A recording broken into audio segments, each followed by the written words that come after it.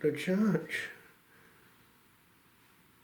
is the sacrament of the salvation of humankind. And given that the power of the Incarnation and of the redemption comes through this sacrament, it is true that there is no salvation outside the Church. All who are on the way to salvation are being magnetized by its power and secretly drawn towards its center. Oftentimes it seems without being aware of it. For the Church triumphant will have embraced all its members at that point, even though upon earth people did not understand it. But for those of us who do, we are not free to go away from that center towards the periphery. All movement must be towards the Lord's will, and the Lord's will, His positive will, is that we be in the Church fully and in its mystical unity, but not only virtually.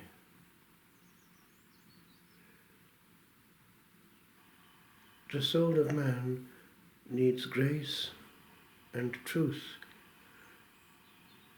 The Word became flesh and was full of grace and truth.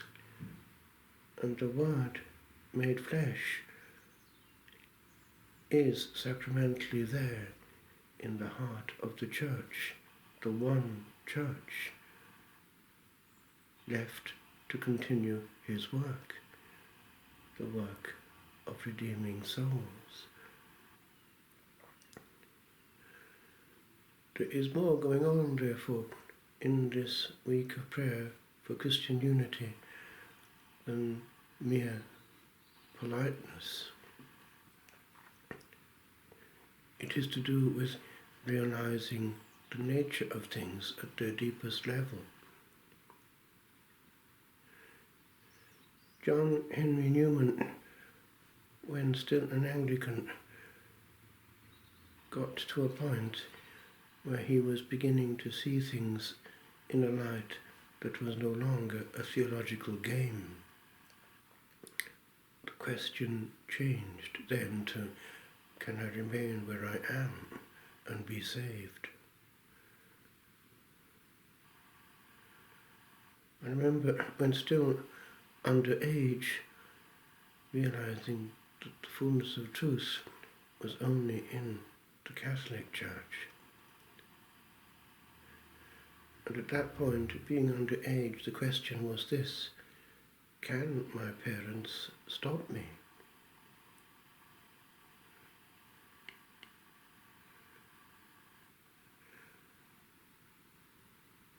Having said that,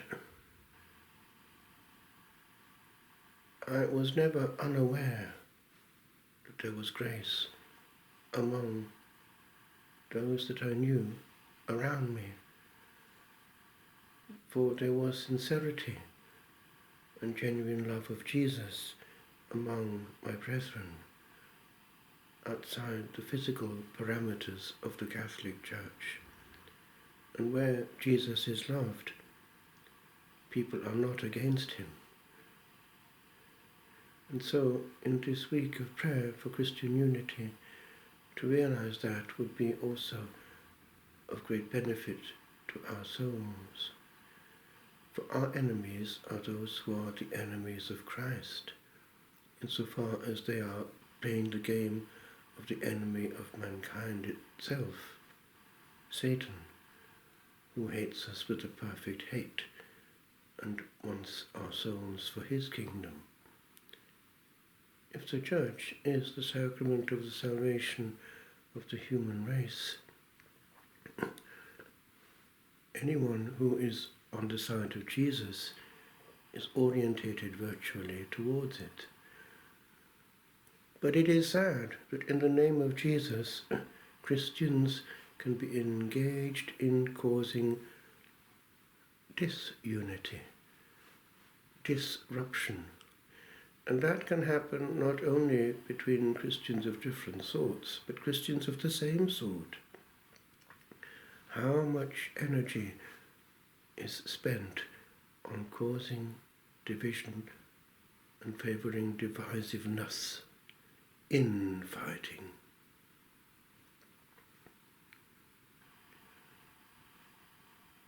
I recall how at the age of 13, when reading the life of St. Francis, I was deeply moved by the verse that changed his life. If thou wilt be perfect, go sell all that thou hast and give to the poor, and come, follow me. And secretly at that point, the ideal of St. Francis became actually something to stay. And although I couldn't put it into words, I sort of knew that the Catholic Church had something which we as Protestants didn't. They had the presumption that the evangelical councils meant what they had meant for St. Francis, and that pulled a lot. But also at the same age, travelling a lot with my parents to Catholic countries because they were teachers, language teachers, I did see that wherever one went, there was something bigger than our little Baptist thing. All the churches in all the villages were the same, and there was history, unbroken history. There was no violence or raising of voices, but just going into a Catholic church, whether there was Mass or not, was a big argument from somewhere else, without a word. And one Sunday, because there was no Protestant church around, in Spain, I went to a Catholic Mass, and it was packed, and I was hit. There is something there. Adoremus in eternum sanctissimum sacramentum.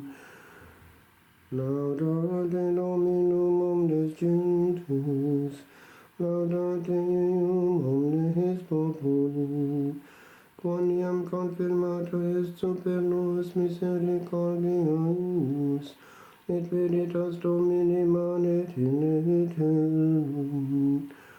Gloria Patri et Filio, et Spiritui Sancto, sic erat in principio et nunc et semper, et in saecula saeculorum.